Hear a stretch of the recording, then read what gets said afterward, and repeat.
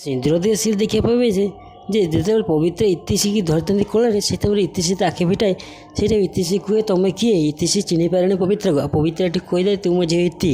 ସେ ଇତିକୁ ପବିତ୍ର ନ ଚିହ୍ନି ପାରିଥିବାରୁ ଇତି କୁହେ ଯେ ମୁଁ ତ ଇତି ନୁହେଁ, ମୁଁ ହେଉଛି ରଙ୍ଗୁଲି କାହିଁକିନା ମୁଁ ହେଉଛି ମୋ ବାପା ଗାଁରେ ଏସବୁ ଏମିତି କହିଥାଏ। ତା ପବିତ୍ର ବହୁତ ଚିଡ଼ି ରହିଥାଏ। ତାପରେ ଆର ବସେଇ ବୁଝାନ୍ତି ଯେ ଇଏ ପବିତ୍ର ଇଏ ଆମ ଇତି ନୁହଁ। ମୁଁ ବି ଫାଷ୍ଟ ଆମେ ଯେତେବେଳେ ଦେଖିଥିଲି ମୁଁ ବି ଭାବିଥିଲି ଯେ ମୁଁ ଇତି ଆସି ମୋ ଆଖି ଆଗରେ ଠିଆ ହେଇଛନ୍ତି। ପ୍ରକୃତରେ ସତ ଜାଣିଲା ପରେ ଇଏ ହେଉଛି ରଙ୍ଗୁଲି। ଏକ ଘରେ ଗାଁରେ ତା ବାପା ମା ପାଖରେ ରୁହେ। ମୁଁ ସେଥିପାଇଁ ତାକୁ ରଙ୍ଗୁଲି କି ଭାବିଥିଲି ଇତି। ସେଥିପାଇଁ ମୁଁ ଘରକୁ ନେଇ ଆସିଥିଲି। ତାପରେ ଏସବୁ କଥା କହିଲା ପରେ ପବିତ୍ରକୁ ଯେତେବେଳେ ଆରବ କହୁଛି ତ ପବିତ୍ର କହୁଛି ନା ମୁଁ ମୋ ଝିଅକୁ ଚିହ୍ନିବାରେ ମୁଁ ଭୁଲ କରିବିନି। ମୁଁ ହେଉଛି ତା ମାଆ, ମୁଁ କେବେ ବି ଭୁଲ କରିବିନି ମୋ ଝିଅକୁ ଚିହ୍ନିବାରେ। ଇଏ ହେଉଛି ଇତି।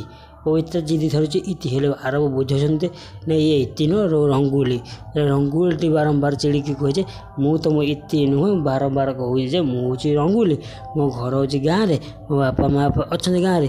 ଏକଥା କହିଲା ପରେ ପବିତ୍ର ରଙ୍ଗୁଲିକି ଦେଖିକି ଯେତେ ଇତି ତାକୁ ଭିତରେ ଦେଖାଯାଏ, ଯାହାଫଳରେ ଦେଖିବାକୁ ପାଇବେ ଆଗାମୀ ସିନ୍ରେ।